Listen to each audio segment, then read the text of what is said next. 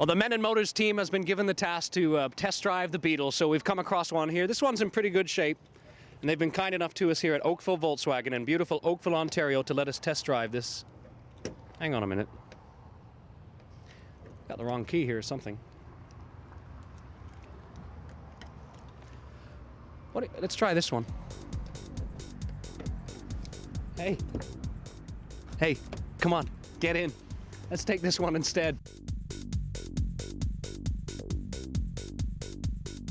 Well, we are tooling around in this new Beetle in beautiful Oakville, Ontario. I've been in the car about 20 minutes now, my first ever drive in the 98 VW Beetle. Some of my observations, it drives very smoothly. We're driving the stick shift, by the way. But there's a few things that I notice as I'm sat in the driver's seat. First of all, the dashboard is incredible. You could change a baby on the dashboard on either side. We can smell that the engine is warm, but we don't know by looking at the dash how hot the rad is because there's no gauge that tells us. I imagine a light comes on if we get into trouble though. The horn is, I think, a mantra to the 60s. To indicate, which I failed to do then, the indicator stem, the flasher, feels very, very nice at the end of your fingers. It's nice and smooth and ergonomically designed, I think they call it. And the steering wheel's nice and smooth. It's what they call a three-spoke design. I think you know what that is without any further explanation. Well, it's been a nice drive. Let's have a look at things. One observation, these doors are very heavy, but I think that must mean that it's a safer car than the original Beetle. You can open the trunk, or what you would call the boot, with a doohickey here, which is kind of neat, right here. And of course the same with the latch for the gasoline, what you would call petrol.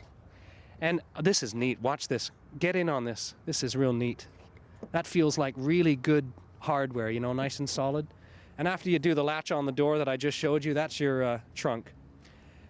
Kind of small, but I think it's good enough.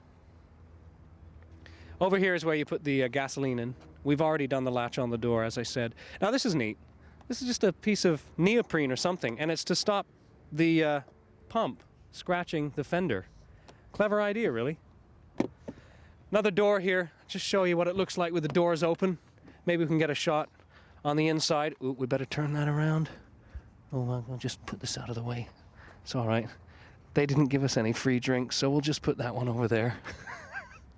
This is neat. This is I guess a throwback to the original Beetle. You know, the what do they call that? A side saddlebag or something? There's a real word for it, but you know, I'm not a serious car guy, so this is like a layman's review of the Beetle. Now, the seats move in this fashion. You get some good leg room there, like that. You know, but if there's anyone in the back, you know, a toddler, yeah, but anybody else, you know, 8 or 9 years old and up, and their legs would be feeling that. So that's how you get the full leg room. And I'm 5'10" at last check. There's the glove box. Kind of like a dune buggy handle there for when you go over big bumps. When your cameraman needs another gravel. The doors are heavy though. I honestly think that they've put some extra design in there. Let's see how we open this. Brand spanking new. 2-liter engine, 4-cylinder. I don't know how they pack things in here. Have a look around here. It's incredible. And the engine's really hot right now because we've been driving around and teasing it a bit. But they pack it all in. I must ask the dealer later if it's true that these pieces come off to do any serious mechanical work.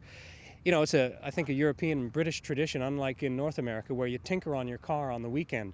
If you had to change that alternator there, I'm wondering how the heck you would do that.